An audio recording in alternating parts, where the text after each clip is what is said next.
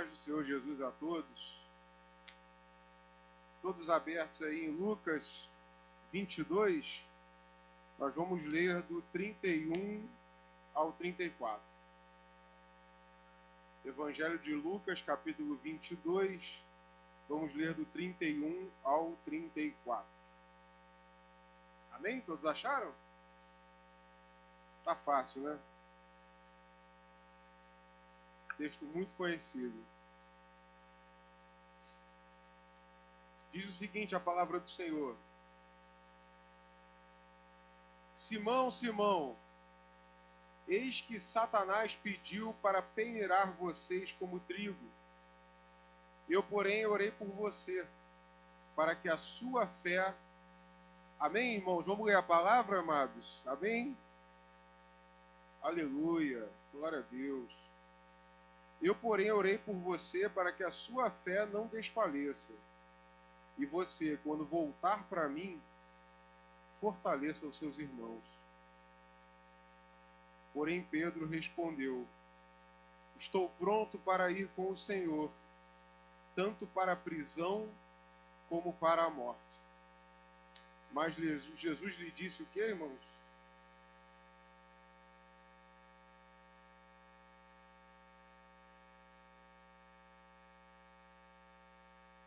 Vamos orar?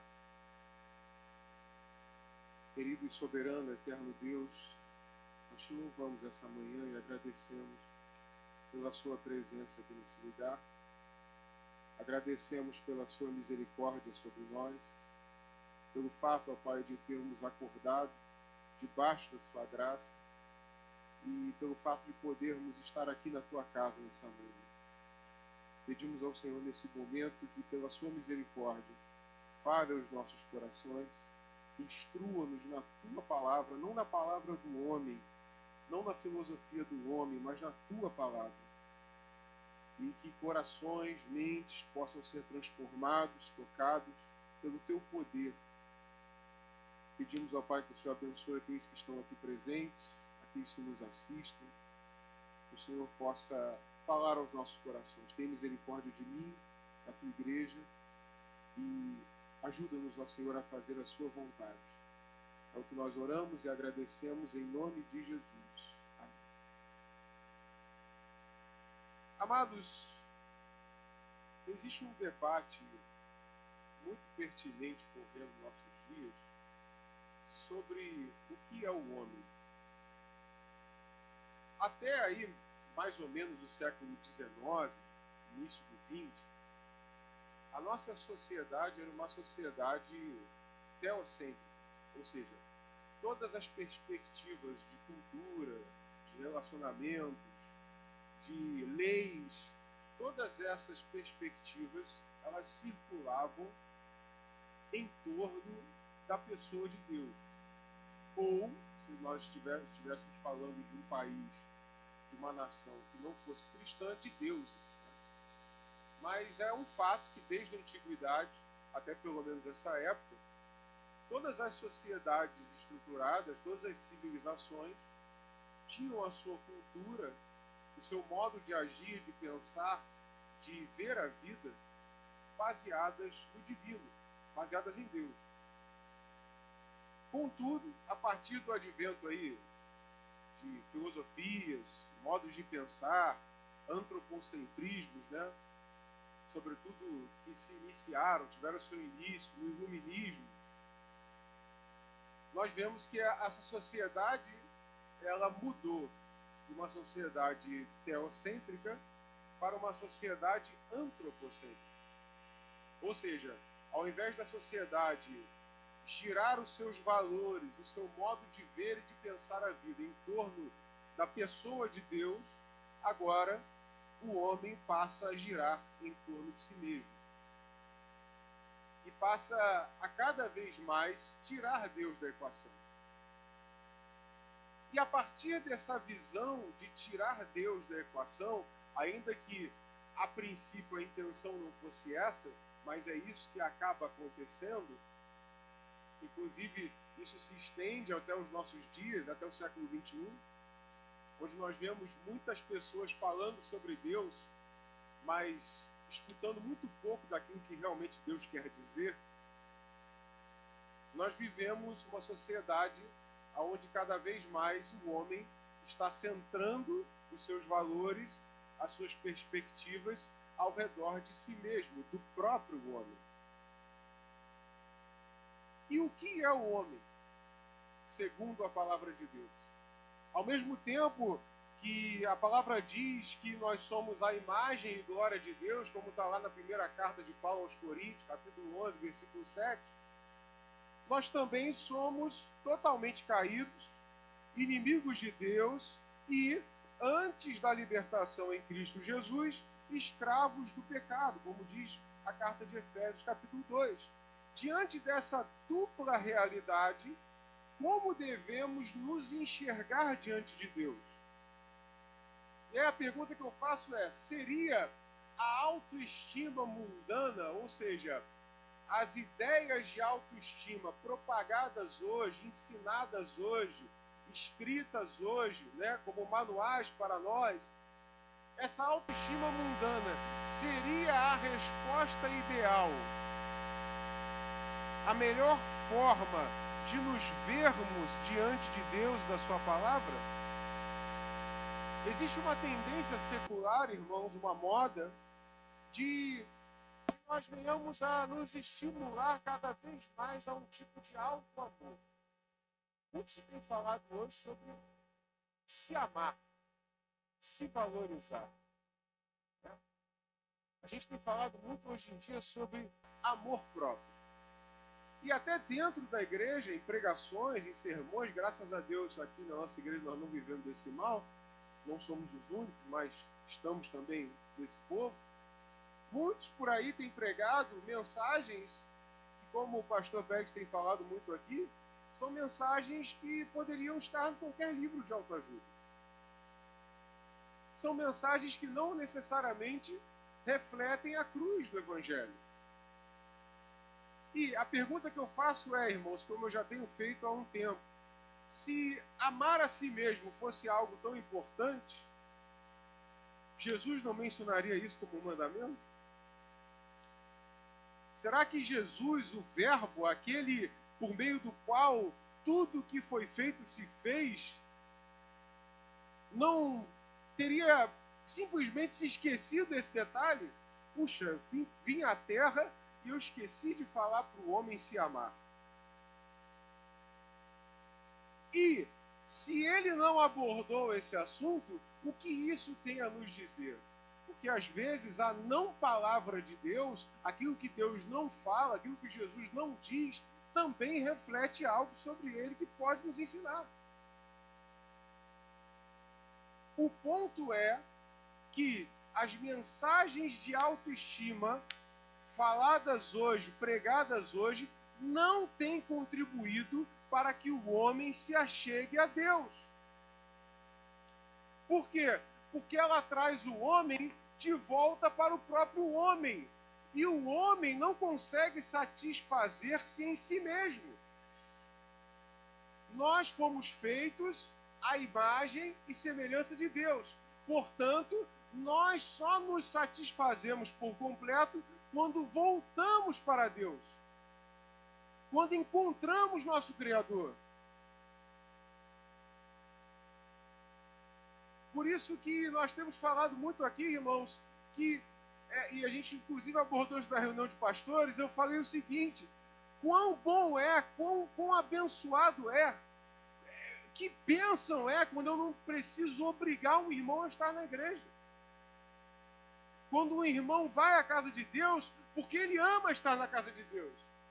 Porque ele quer estar, porque ele entende que a palavra é a resposta, porque ele entende que a comunhão alimenta a sua fé. Que bênção é eu estar aqui porque eu quero estar e não porque eu sou obrigado a estar. Porque o mundo já me obriga a estar em muitos lugares que eu não quero. E se eu fui feito à imagem e semelhança de Deus, assim como os irmãos também foram feitos à imagem e semelhança de Deus, deveria ser para nós um prazer voltar às nossas origens.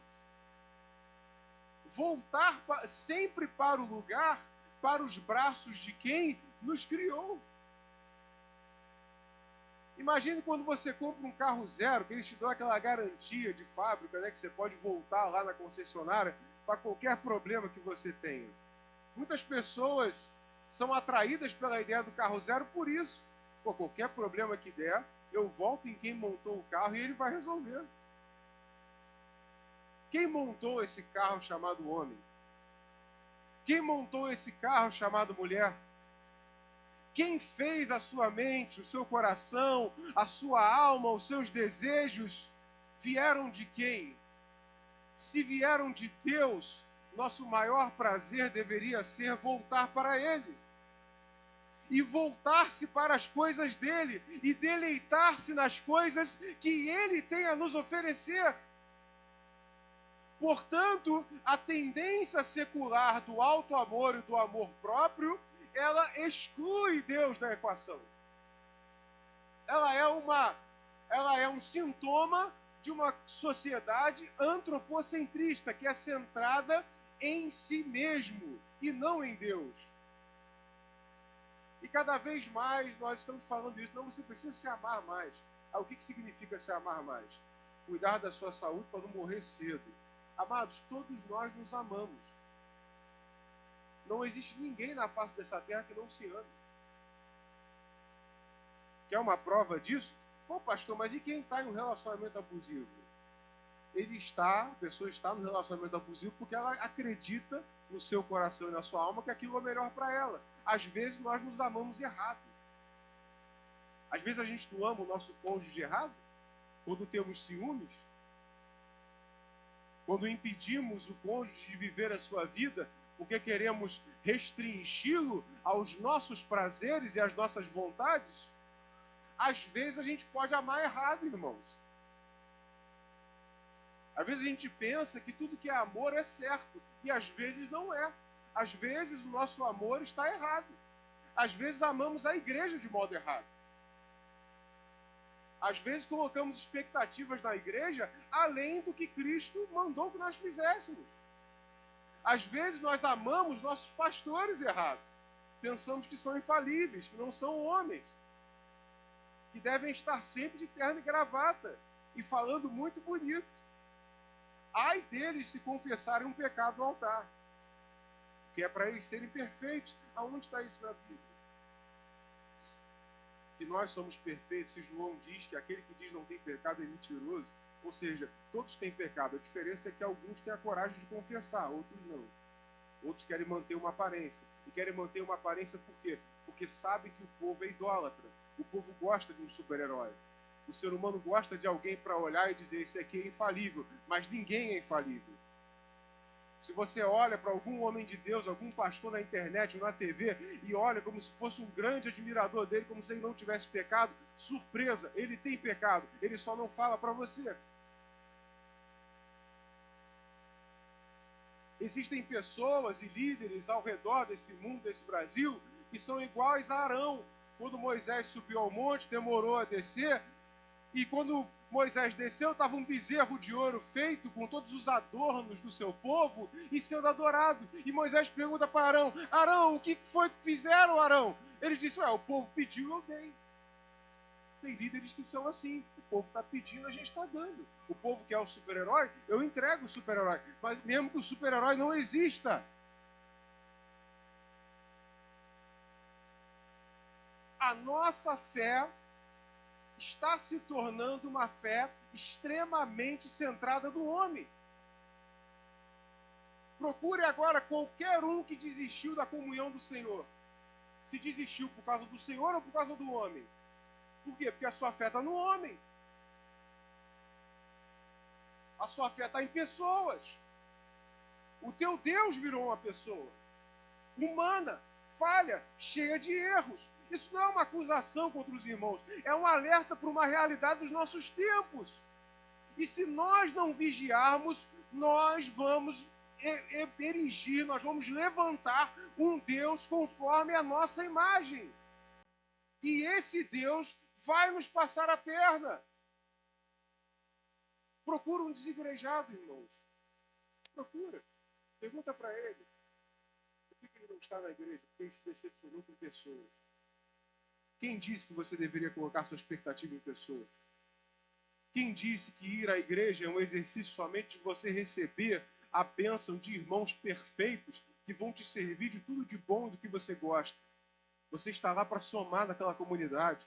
Se você encontrou algum pecado que precisa de tratamento, Deus está te chamando para você ir até aquela pessoa que te feriu em amor e instruí-la no caminho do Senhor e tirar um pecador do inferno e salvar uma alma. Tomar para si a responsabilidade de crente em Cristo Jesus, que não é somente um telespectador das coisas que se faz na igreja, não é somente um frequentador de eventos, de comes e bebes na casa do Senhor, mas que verdadeiramente aparece aqui nesse lugar para servir a Deus e aos seus irmãos. Que entende que igreja não é um clube aonde eu vou simplesmente porque eu me sinto bem. É excelente se sentir bem na casa de Deus. É muito bom. E eu espero que todos os seus dias sejam assim, indo à igreja se sentindo bem. Mas se isso algum dia não acontecer, tome cuidado para que esse Deus que mora no nosso coração, chamado homem, não venha tomar o lugar do Todo-Poderoso nas nossas vidas e nos nossos corações. Portanto, o mundo prega que o homem precisa se ascender ao mais alto lugar e se assentar lá. E existem igrejas que estão sendo todas fabricadas numa jogada de marketing para te agradar e te atrair como se fosse um grande shopping center. Quando o evangelho de verdade começa quando eu morro e quero servir, não quando eu quero ser servido. Portanto, nós podemos, irmãos, nos amar errado. Eu posso amar errado. Ninguém deixa de se amar. Se o amor próprio, puramente falando, fosse tão importante, Deus seria o primeiro a falar desse assunto e Ele nunca falou desse assunto. Se você for na palavra de Deus, olha, interprete o que eu vou dizer, né, irmão? Ninguém vai dizer aqui que eu sou contra o exercício físico. Mas o que Paulo vai dizer? O exercício físico para pouco proveito tem, em comparação às disciplinas espirituais. O apóstolo Paulo, escrevendo para Timóteo, vai dizer assim: nos últimos dias os homens serão amantes de si mesmos. Uau! E ele não fala isso como uma coisa boa. Porque ele fala que se é namorar de si mesmo, é ficar doente. Porque quando eu me afasto de Deus, eu caio em doença. Eu fico doente na minha alma, no meu espírito. Há muitos irmãos desanimados, doentes, cansados, aflitos, porque tiraram seus olhos do Todo-Poderoso e colocaram seus olhos em si mesmos, e na sociedade, e na igreja, achando que nela vão encontrar satisfação. Mas a satisfação completa está no Todo-Poderoso Deus. Na sua palavra, naquilo que Ele nos manda fazer. Ele diz: vinde a mim os que estáis cansados e sobrecarregados, eu vos aliviarei. Seremos aliviados quando entendermos que Jesus é o nosso Senhor e não eu mesmo. Servir ao Senhor é carregar a sua cruz, morrer para si mesmo. Já estou crucificado com Cristo. Não vivo mais eu, mas Cristo vive em mim. Essa não é só uma palavra bonita. É um chamado para uma decisão que nós temos que tomar. Não é uma vez na vida. Um dia eu me converti há 20 e poucos anos atrás, pastor, foi uma vez. Não, é todos os dias. Porque na oração, modelo que Jesus deixou para nós, toda oração tem um pedido de perdão por pecados. Se todo dia eu peco, todo dia eu preciso me aliançar. Se todo dia eu caio, todo dia eu preciso ir para a cruz. Se todo dia eu peco, todo dia eu preciso fazer um esforço para me aproximar de Deus.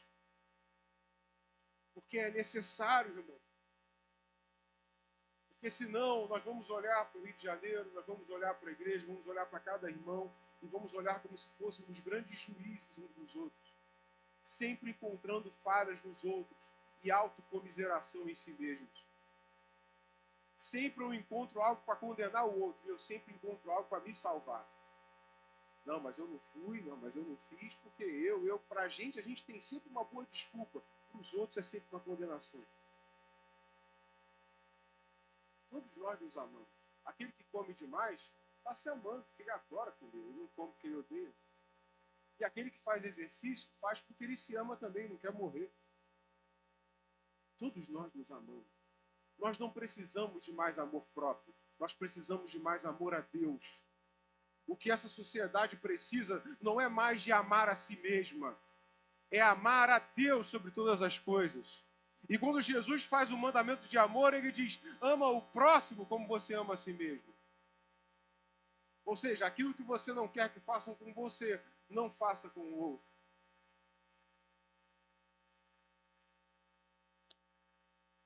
Não retribua mal com mal. É assim que você queria que fosse com você.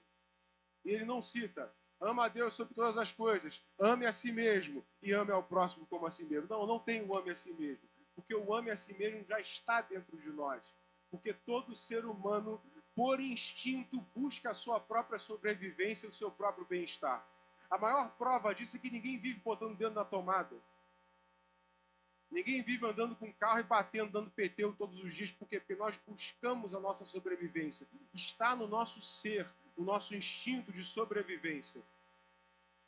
Quem come demais porque quer bem-estar. Quem fica na rede social demais, quer porque quer dopamina. Quem faz exercício demais, quer porque quer cuidar do seu corpo. Às vezes tem até uma idolatria pelo seu próprio corpo, ou se compara demais com os outros. Nós temos 1 milhão de ídolos, irmãos, que podem ser levantados para nós fazermos as nossas próprias vontades. Nós não precisamos mais de discursos no altar falando da vontade do homem. Nós precisamos de discursos no altar falando da vontade de Deus.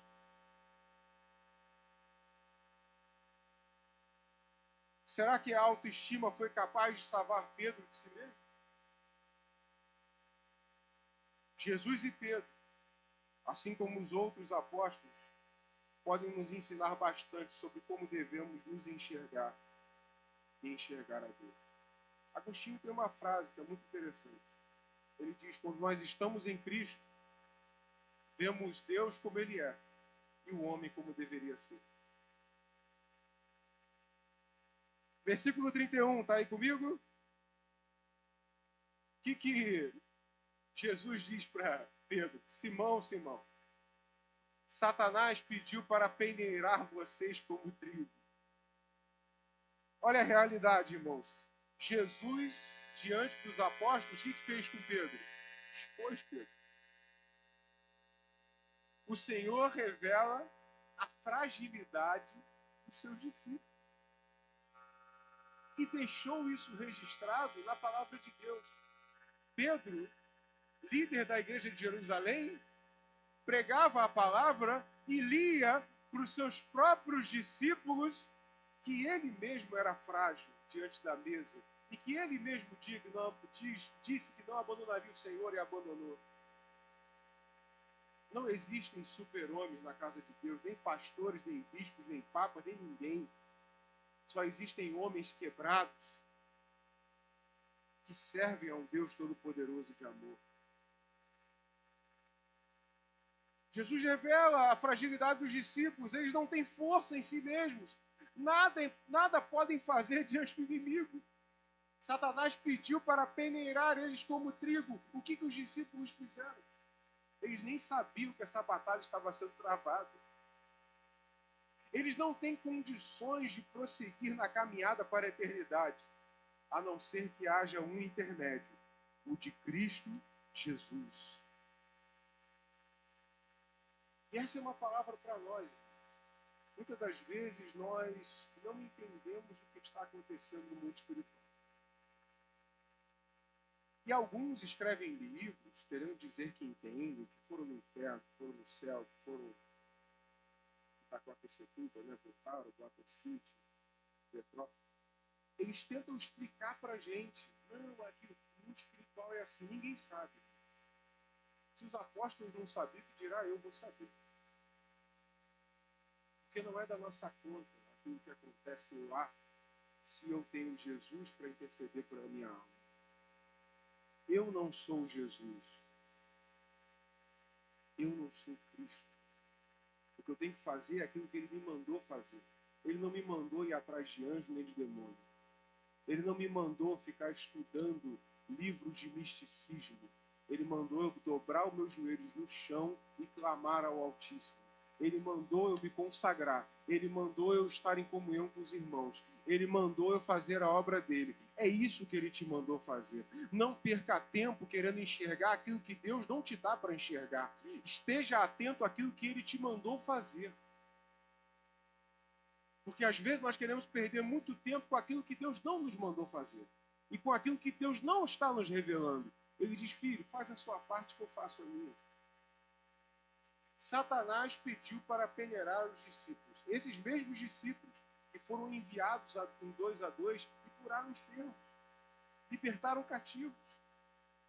Foram arautos do poder de Deus, mas mesmo assim não conseguiam ver a realidade da batalha espiritual que estava sendo travada pela vida deles. Eu não preciso saber de tudo que acontece ao meu redor. Eu só preciso ter o meu intermédio, que é Jesus. Eu não preciso saber de todas as coisas. Eu só preciso saber que Jesus é o meu Redentor. Versículo 32. Eu, porém, orei por você, para que a sua fé não desfaleça. E você, quando voltar para mim, fortaleça os seus irmãos. Jesus revela a sua suficiência na vida de Pedro. Pedro não teria capacidade de continuar se não fosse pela intercessão de Cristo. Essa é a nossa realidade. Não podemos salvar a nós mesmos. O mundo quer salvar a si mesmo com boas atitudes e o toque de trombetas para si mesmo. Mas é impossível salvar-se sem Cristo. É impossível livrar-se da prisão da própria alma e do pecado somente por bons discursos. Mais do que isso, Jesus antecipa o que Pedro vai fazer. Isso sem medo ou dúvida de que ele de fato falharia. Mas além disso, Jesus também sabia que Pedro voltaria. Por isso está nesse versículo. É evidente que o suposto líder dos apóstolos, estimavam que ele era o líder porque talvez ele fosse mais velho, né?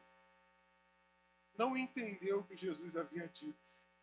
E Pedro achou que poderia ainda lutar com a sua própria força. Onde é que está isso? Está no próprio texto. Eu orei por você para que a sua fé não desfaleça. E quando voltar para mim, ou seja, se alguém vai voltar, quer dizer que alguém já? Jesus está dizendo, Pedro, você já foi, mas você vai voltar. Quando você voltar para mim, fortaleça os seus irmãos. Amado Jesus, diante dos seus 12 discípulos mais chegados, ele diz assim, vocês já foram, vocês já me abandonaram. Jesus já sabia o futuro. Mas quando você voltar, me ajude a fortalecer os irmãos. Jesus sabe do teu futuro. Ele sabe os teus pecados que você vai cometer amanhã. Ele sabe os pecados que você vai cometer semana que vem, mês que vem, ano que vem. E sabe de uma novidade? Ainda assim ele te ama. Isso é maravilhoso. Isso é incrível. Jesus sabe dos meus pecados, não que eu já cometi. Ele sabe dos que eu vou cometer. E mesmo assim ele me ama. Isso é para nós nos lembrarmos, irmãos, que todas as vezes que a gente quiser basear a nossa vida espiritual no quanto que a gente ora, no quanto que a gente lê no cenáculo, no quanto que a gente faz devocional, no quanto que a gente vem à igreja, porque a gente organiza evento, porque a gente prega, porque a gente canta, a gente vem a lembrar que nada disso é capaz de sobrepujar o amor de Deus em Cristo Jesus pela vida de cada um dos amados. Eu, vocês, somos amados. E nada pode mudar isso. Nem os pecados que eu vou cometer amanhã. Porque Ele é o meu Deus. Ele é o teu Deus. Isso não é uma licença para pecar, irmão. Não entenda essa palavra errada. É só um convite à dependência de Deus. Aliás, o tema desse sermão, eu não falei ainda, o tema desse sermão é Pedro, sou eu. Pedro, sou eu. Versículo 33. O que Pedro vai dizer, irmãos? Pedro vai dizer aquilo que todo coach manda você dizer todos os dias diante do espelho. Não, Senhor. Estou pronto para ir com o Senhor, tanto para a prisão como para a morte. Mentira. Mentira, não está. Tanto que não foi. Por que não foi? Porque ele não tinha o Espírito Santo derramado sobre a vida dele ainda. Sabe o que isso nos diz, irmão? Está pensando em abrir a sua casa para receber pessoas? Está pensando em exercer um ministério? Está pensando em fazer algo para Deus? Está pensando em pregar a palavra para um colega seu do trabalho, para um vizinho, para um parente? Saiba que quem vai fazer essa obra na tua vida não é você, não é a tua estratégia, não é o teu discurso, mas o Espírito Santo de Deus através de você. Para de pensar que a glória é sua. Para de pensar que a estratégia é sua. Para de pensar que o poder é teu. O poder é de Deus. E Ele não divide esse poder com ninguém. Ele nos dá para que nós venhamos a fazer a obra dEle para a glória dEle. Para de achar que você não é capaz, porque isso é uma certeza. Você não é capaz, nem eu sou. Mas o Espírito Santo que é derramado sobre nós, Ele nos capacita para fazer a obra dEle, para a glória dEle. Não para que o nosso nome seja lembrado, mas para que o nome de Deus seja glorificado. Eu não tenho problema em ser esquecido. Não tem problema nenhum com isso. Porque o desejo de ser conhecido e o nome ser lembrado é vaidade, irmãos. É vaidade. Quantos homens de Deus e mulheres da Bíblia não se cita nem o nome, mas estão registrados aqui como exemplos de fé? A gente não sabe nem o nome dessas pessoas. Nós não precisamos saber, porque nós não somos os protagonistas dessa história. Deus é o protagonista da história. Ele é quem tem que aparecer. Nós cantamos agora, importa que ele diminua, que eu diminua e ele cresça. Palavras de João Batista. Eu não preciso ser reconhecido por ninguém. A minha glória é fazer com que conheçam a Ti. Isso precisa ser uma verdade nos nossos corações. E não somente um discurso.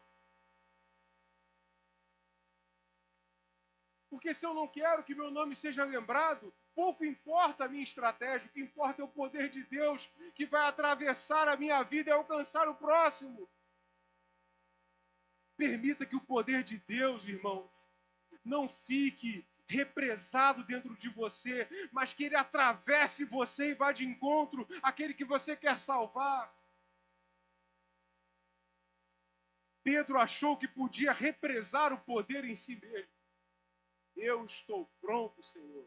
Não está. Pedro faz uma declaração humana, baseada em bons agouros e vontade de que tudo vá bem. Nós não somos assim, irmãos? Toda a minha realidade vai mudar se eu disser que vai mudar, né? Ô papozinho furado, que não tem nada de Bíblia. Nada de Bíblia. Não, simplesmente eu vou dizer que vai dar tudo certo. Se você não anda na retidão do caminho do Senhor, não adianta dizer que vai dar tudo certo. Você tem que andar certo. Tem gente que diz, que fica dizendo que quer que as coisas andem bem, mas não anda bem. Não anda com Deus. Não anda certo. Mas quer que vá bem. Como é que Deus vai estar à frente dos teus negócios se você só nega impostos?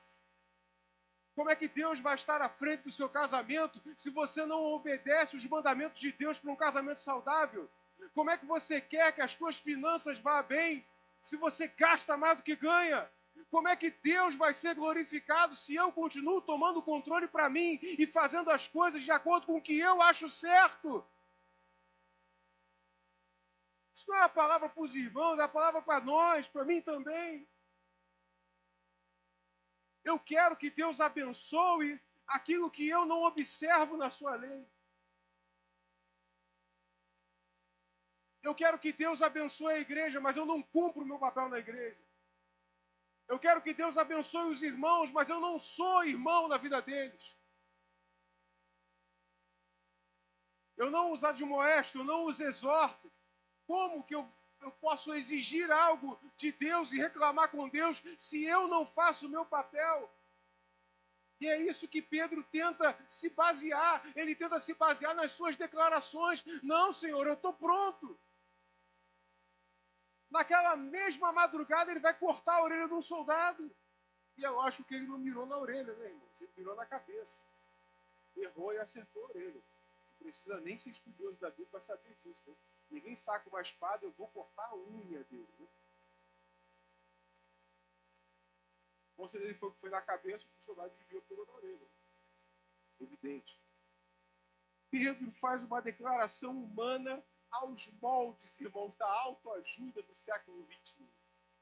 É igualzinho. Como é que é o refrão daquela? Meu Deus do céu, só Jesus.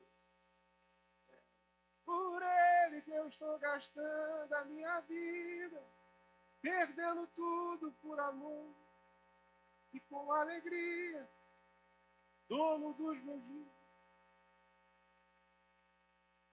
Aí a gente diz assim, ó, vai dar tudo certo. Eu sou cristão, Deus é comigo, Deus vai abençoar.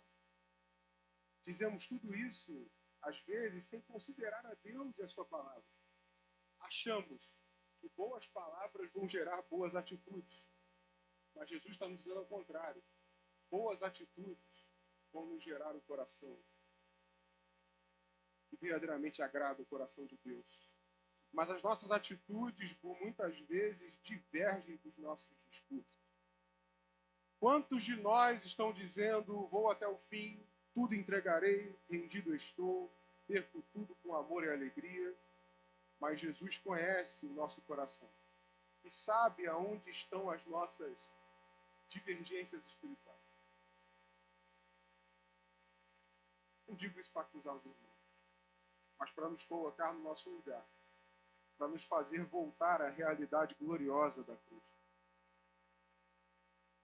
Quanto mais perto eu me achego da cruz, mais eu vejo o quanto que eu preciso dele. E quanto mais eu me afasto da cruz, mais eu penso que eu não preciso mais. Bate isso no seu coração. Quanto mais você se aproximar da cruz, mais você vai entender que você precisa da cruz. Quanto mais você se afastar da cruz, mais você vai pensar que não precisa mais da cruz. E a cruz, irmãos, divide salvos de condenados. Nós consideramos salvos aqueles que reconhecem a sua condição miserável e se achegam à cruz da graça. E os condenados como aqueles que pensam que são bons demais para a vergonha da redenção. Admitir que se precisa de um Salvador é um trabalho de humilhação. Você precisa se humilhar para admitir que precisa de um Salvador. Você precisa se humilhar para admitir que você não pode salvar a si mesmo, que você não pode organizar a sua vida, que você não consegue dar um passo em direção a Deus, a não ser que o Espírito Santo te capacite para tal. Enquanto nós não entendermos isso, nós não avançamos como igreja. Enquanto nós não entendermos que a obra é de Deus, a glória é de Deus, o chamado é de Deus, as almas são de Deus, a igreja é de Deus, nós vamos continuar nos perdendo nos nossos achismos, nos nossos desânimos, nas nossas inconstâncias, nas nossas críticas. Tudo está sempre tão ruim, tão desagradável, tudo está sempre, os irmãos nunca chegam, a igreja lá do lado é sempre mais bonita, mais legal. Nós vamos nos perdendo nas nossas considerações humanas acerca daquilo que é divino. Paul Washer conta que no início do seu ministério, Ele queria ser excelente de todas as formas para a glória de Deus. E aí, irmãos, ele trabalhou até exaustão como missionário quando era solteiro. Ele diz que ele trabalhava 18 horas por dia como missionário. E aí chegou um ponto que de 100 quilos ele já estava pesando 70. Estava subindo a escada da sua casa. Eu compartilhei esse vídeo até com um grupo do louvor. E ele desfaleceu na escada. Quase morreu. Desnutrido, mal de saúde. E naquele momento ele percebeu que o erro não foi da igreja. A igreja não mandou ele trabalhar 18 horas por dia.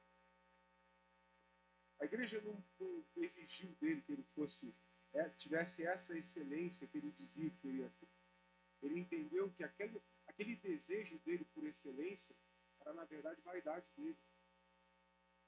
Aquilo que ele não foi na escola, porque ele era um sujeito medíocre, mediano, em tudo que ele fazia na escola, nos esportes, ou seja, qualquer coisa da sua vida, ele queria que na igreja ele fosse excelente. Para a glória dele, não da glória de Deus. Isso não sou eu que estou dizendo, ele mesmo fala. E aí ele entendeu, depois de muito tempo, pesquisa esse vídeo no YouTube, vamos colocar lá no grupo da comunidade. O nome do vídeo é Você é Amado, é um trecho do sermão de Paul Washer. Ele entendeu que não é o que ele faz que vai fazer ele ser amado por Deus. Ele já é amado. Irmão, irmã, você já é amado por Deus. Você já é amado sem fazer nada. A palavra diz que ele nos entregou por nós, se não me engano, Romanos capítulo 5. Ele se entregou por nós ainda na condição de pecadores.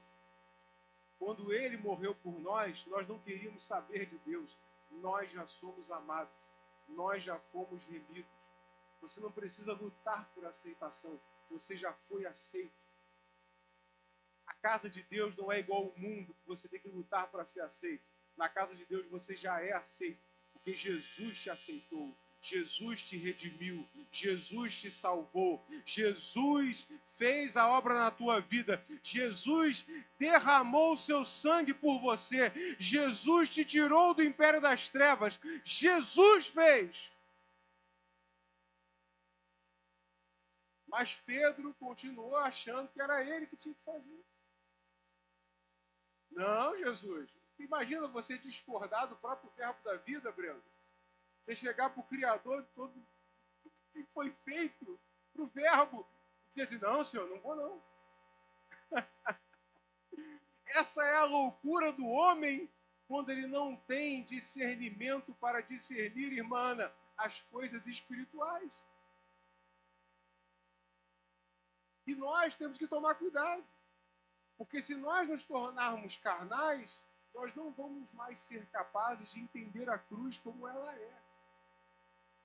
Nós vamos entender a cruz como nós queremos que ela seja.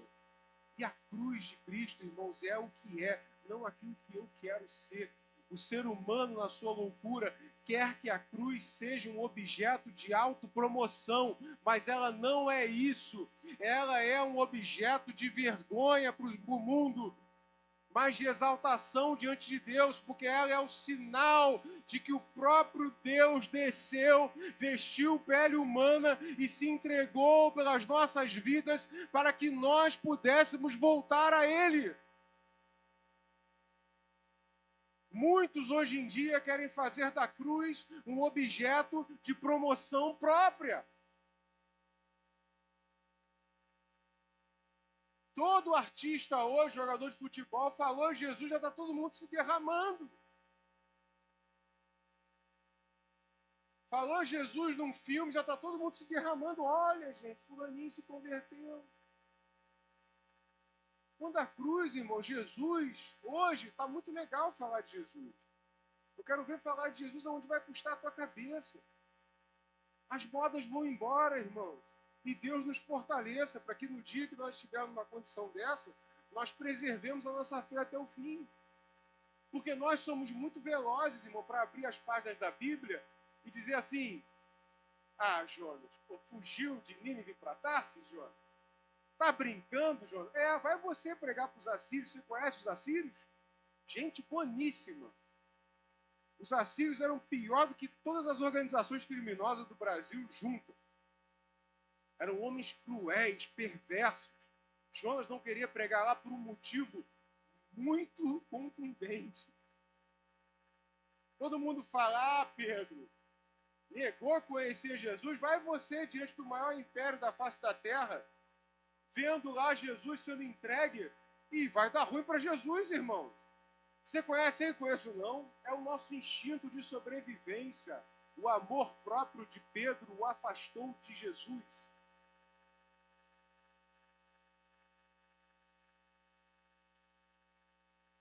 Nós, assim como Pedro, precisamos entender que a glória e a mordomia, o serviço, são de Deus.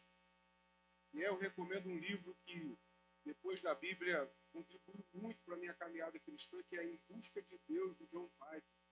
Já recomendei esse livro várias vezes em aulas do Academy. Você é convidado a ler esse livro, onde John Piper vai argumentar exatamente isso. Nós achamos que nós é que somos os grandes servos de Deus. Não, Deus é que foi servo nosso, irmão. Porque a glória é dele. Maior é quem o quê? Serve. E ele diz, eu não sou servido por mãos humanas, como se eu precisasse de vocês para alguma coisa ou não. E às vezes a gente acha isso, a gente acha que Deus precisa muito da gente. Não precisa. Nós somos privilegiados por podermos fazer algo no seu reino. Abracemos essa oportunidade, porque nós não teremos outra. Cabe ao homem viver somente uma vez, depois disso vem o juízo. E nós venhamos a abraçar a oportunidade que nós temos de sermos participantes da obra missionária do Senhor, enquanto ainda temos tempo. Porque um dia esse tempo vai acabar. Caminhando para o encerramento, versículo 34. Incrível essa palavra. Jesus disse, eu te digo, Pedro, que hoje, antes que o galo cante, você vai negar 3 vezes que me conhece.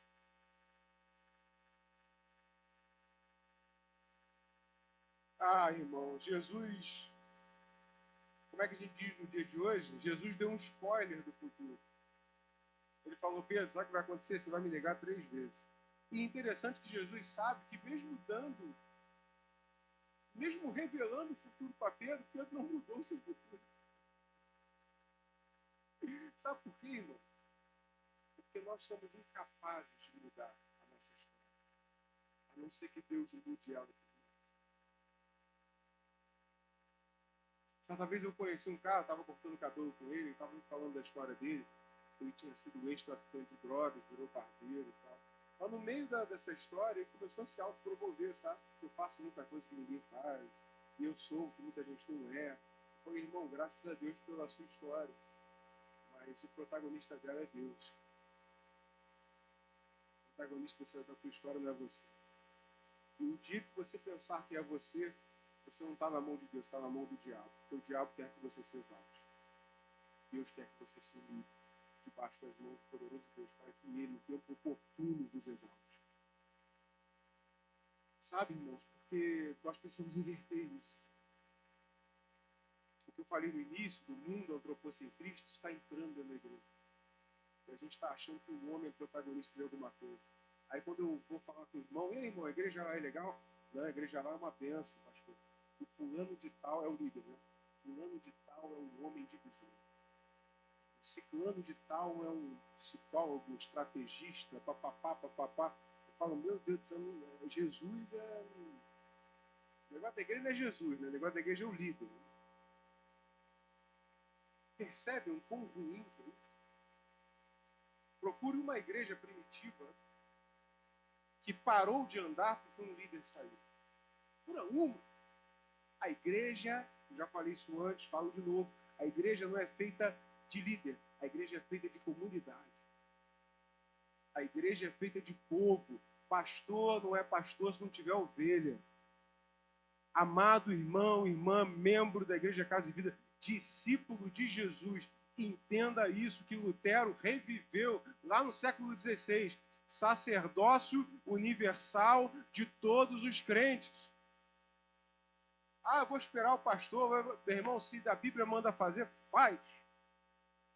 Se é o certo, faça. Porque se um pastor for contra aquilo que está na Bíblia, quem está errado é o pastor. Faça a vontade de Deus. Desate para a glória dele.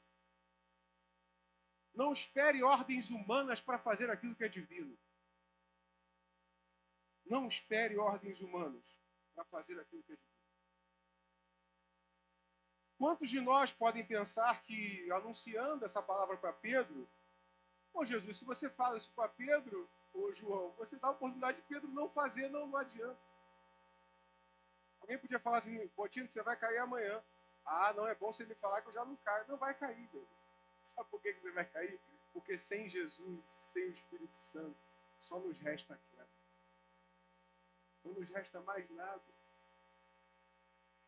Precisamos ser totalmente dependentes de Deus. Não é um pouquinho dependente, totalmente dependente. Não é assim que o coração humano funciona. Não adianta avisar. Nós vamos pecar. Sinto lhe dizer. Jesus sabia que Pedro ia cair, mas para melhorar o seu entendimento sobre a graça e o poder de Deus. Já parou para pensar nisso, irmãos? Jesus sabia que Pedro ia cair. E deixou Pedro cair. Existem momentos da nossa vida que a queda é um grande professor de Deus para nos atrair para mais perto. Pode ter sido até o diabo ter sido usado para te derrubar. Mas Deus sabia de tudo. E sabia que a glória da segunda casa seria maior do que a da primeira. Até as tuas quedas estão debaixo da soberania de Deus. Não só as suas quedas. Você sabia que Jesus já conhece todos os seus fracassos futuros? Mas mesmo assim, Ele te ama. Por isso, nunca pense que é por aquilo que você merece, ou por aquilo que você faz merecer, ou pelo preço que você paga. Não existe preço. O preço é o que Jesus pagou. O que a gente faz é só uma consequência da graça que nos alcançou e nos redimiu. Isso é Evangelho. Isso é o poder de Deus.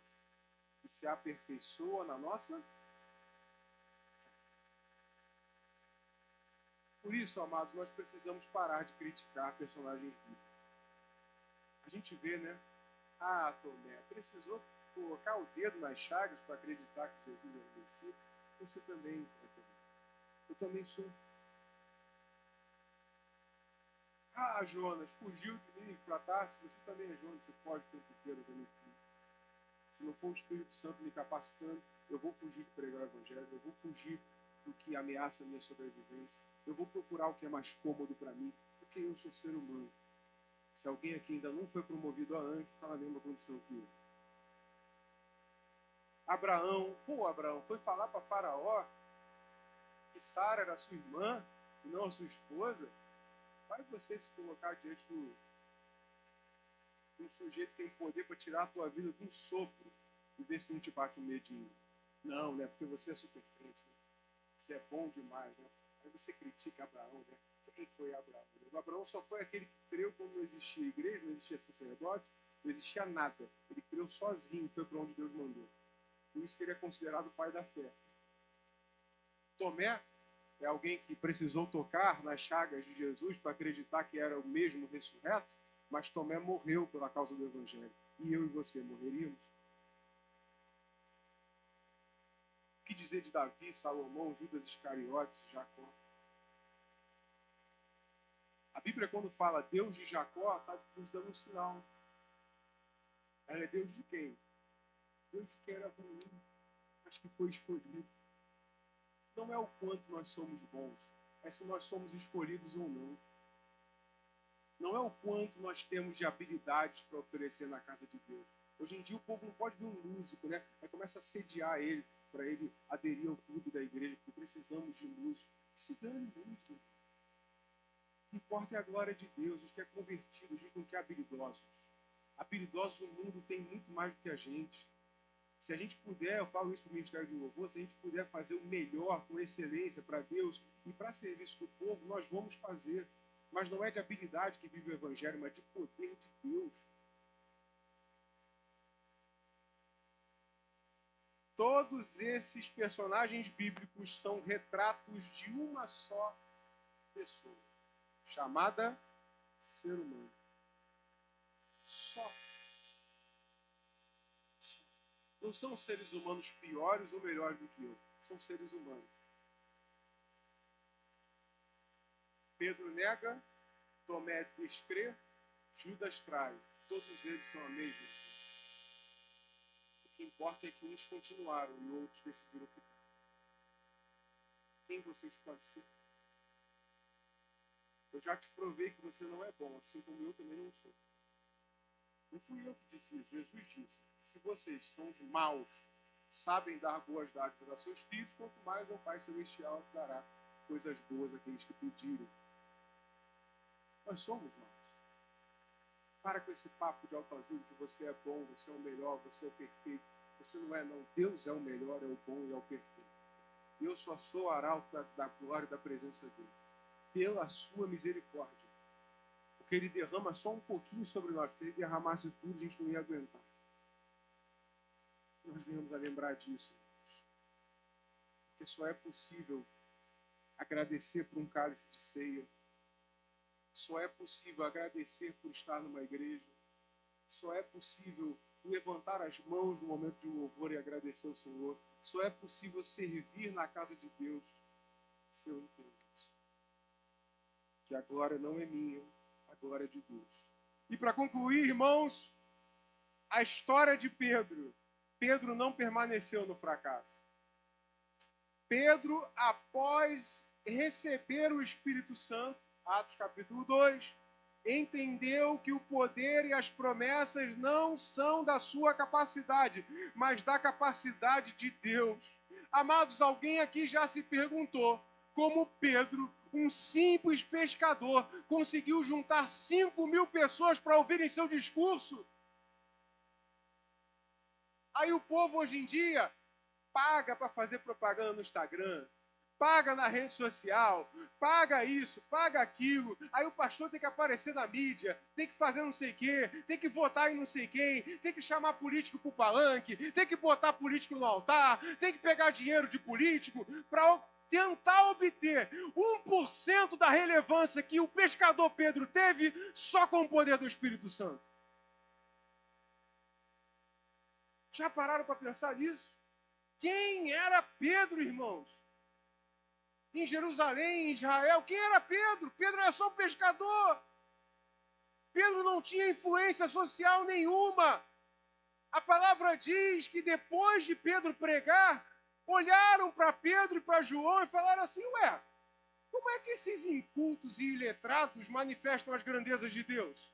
Falam das grandezas de Deus. Por quê? Porque eles eram indigentes. É como se você pegasse alguém que era analfabeto, que mora lá na favela, e botasse essa pessoa para pregar, e essa pessoa convertesse 3.000 pessoas, e todo mundo ia ficar se perguntando, ué, como isso?